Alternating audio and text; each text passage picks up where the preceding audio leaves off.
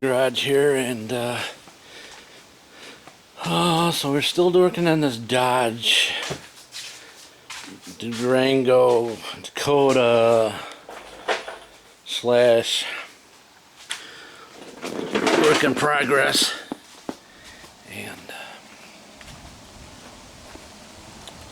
wish I knew what I was doing, because it would be so much easier.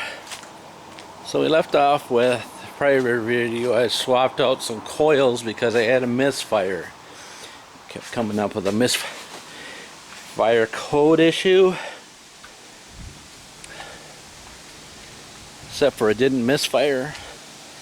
And then because of age of the vehicle, I got the parts cannon out, which everybody's the newest thing that they call it, a parts cannon. I guess they don't know what else to call it, so that's what they call it. And I didn't only put one, only give it one part, and that didn't help. So I know that I put a used engine in this Dakota slash Dakota, and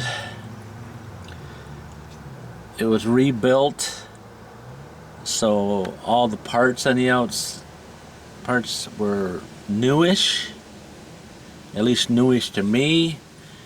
So I put them all on, and I made sure that you were able to, like the crankshaft sensor and the camshaft sensor, you're able to remove it. So I lubed up the stuff, so you could, you know, if I have to take it back out at a later date. Well, getting to what I'm trying to say is, somewhere on the last code I thought it was a camshaft sensor, which me bad. I just wasn't paying attention. Goof I am. And it actually crankshaft sensor code. I don't know how I say both start with C. So anyways, I opted to get another one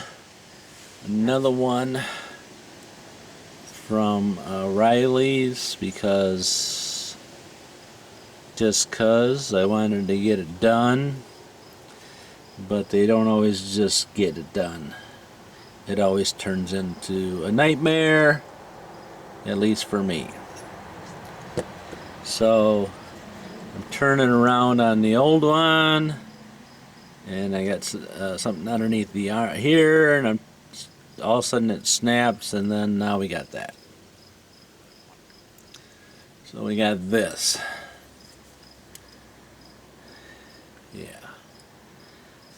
And then I got that. Now that can be hello. Can you see it? Can you saunt it? It's right there. I'm trying to show you, but I can't show you because the light's not. So what I got down in there is I got that little tin sleeve, so you can see what I'm talking about. This style of sensor. This one, old one, similar but different. You know what I'm saying? Similar but different, kind of, if you compare them. Because this whole part right there is different. I'm sure at the part at the end here there was an O-ring. I don't see the O-ring in there. I don't see it. And I got this control arm in the road and all the rest of the stuff here. So there's no way, guys, am I going to get a camera in there for you to see what I'm doing.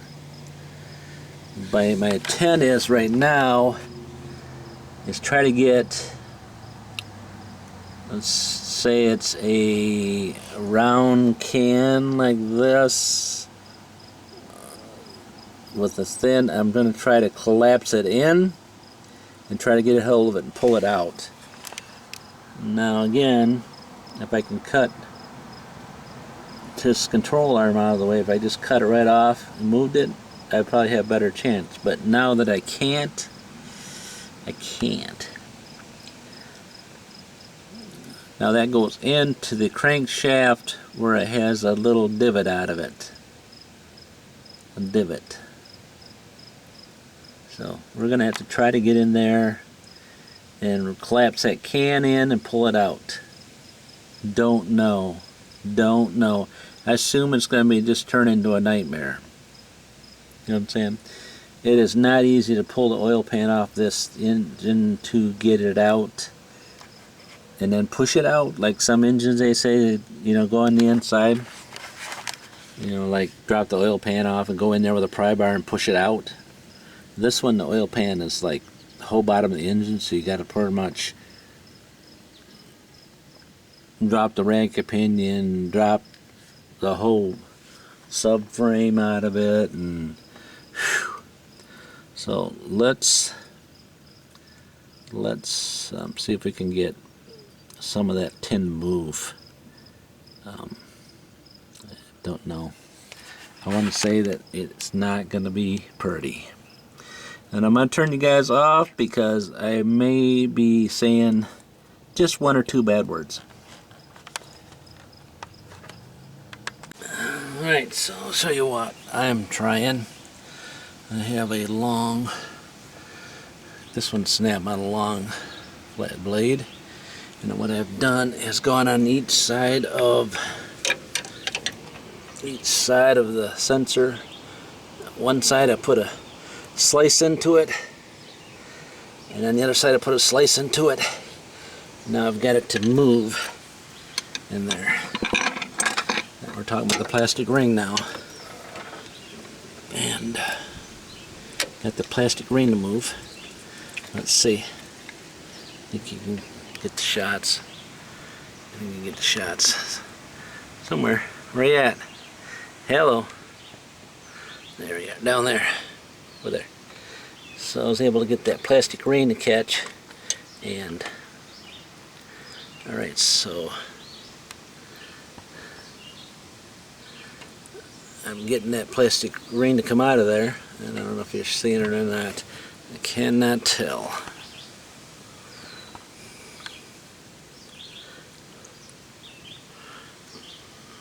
It's just, I think you can just get it, the picks at the end of it. So I'm able to move that piece out of there, and it looks like it all came. Let's see.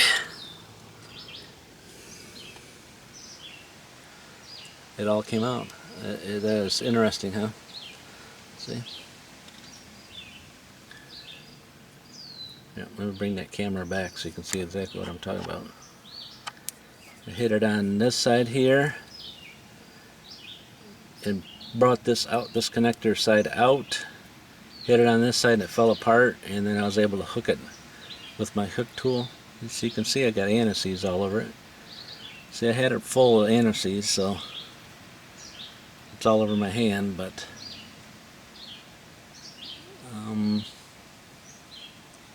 I don't think I put those dents in the end of it. Hello. Did I put the dents in the end of that? See them? When I hit here and here, there's dents on the end of that sensor.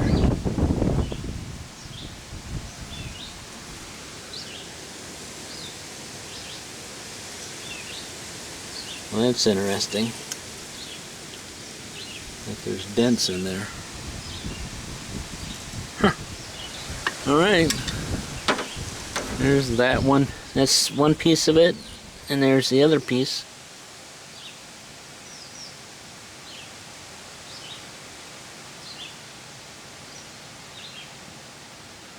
Let's see. It's got a little ring around the end of it there. Not sure if that's from being broke off or not. I know definitely that doesn't look good, but yeah. Alright. You can crank that engine around if you want, if you like.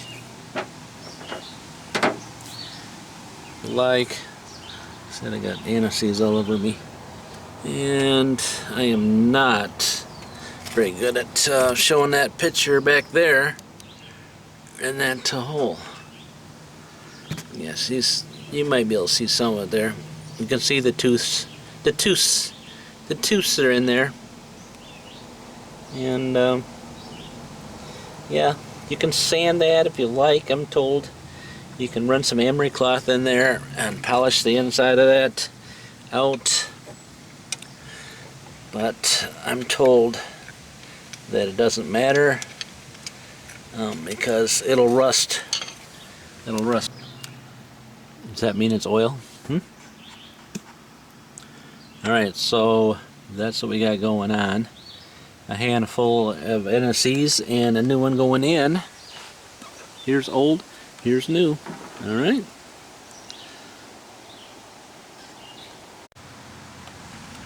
Alright, sorry, I failed to mention that it's best to work on the truck with the tire off here. So I put some NSCs on there. You get this stuff on your hands, it will never come off. Well, it does come off, but it takes a while. So you just go on in, like yonder. Oh, you can do it also from the bottom, and sometimes it's better. But I'm a goof, and I like to do it the hard way, it seems like. So just slide around in there. Sorry about the lighting. Camera's in the road, and you just kind of wiggle it in, like yonder. And just keep wiggling around until she goes in. Try to keep the try to keep that rod as close as you can to the hole, because then it's less messing around you gotta do. And she's like that. And you can also use the bolt. Put the bolt in there a little bit so she makes sure that she stays on the centered side. Don't tighten it up yet though, because you might break it. Done that. Alright. Getting close. Getting close. I just got 2 threads started. Yep. And you need to do your best to push it in there as far as you can with your hand. Okay? That's pretty much in. And then get your ratchet and snug it in. The other option is you go down underneath the bottom. Underneath the bottom and look and see. Yeah, I need to push it in from the bottom a little bit more. Let me show you the view. Let me show the view what you're looking at from the bottom. Oh.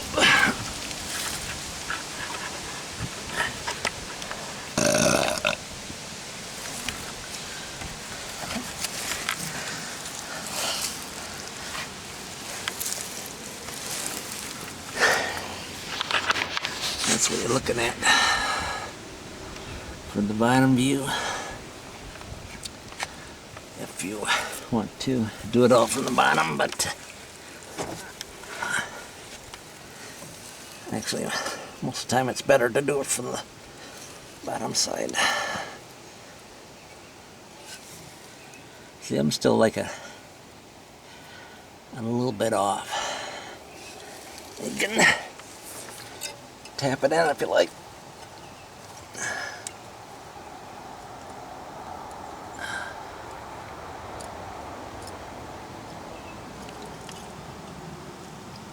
There we go. Finally went in. That's what it'll look like when it's seated. Alright, and then you just, it's a 13 millimeter. I did not put any anise in that mold. I need to get some on it. Alright, let me bring it on back. And then you just plug your connector in, which is right there. So, I mean, that's pretty explanatory, so plug that back in. Make sure it's connected good. Make sure it's away from that wire. It's insulated, but still make sure. I'm going to put this, some anti-seize on this, where are you at? This screw, because she did come out kind of hard. I'll bring you back if you like, if you want.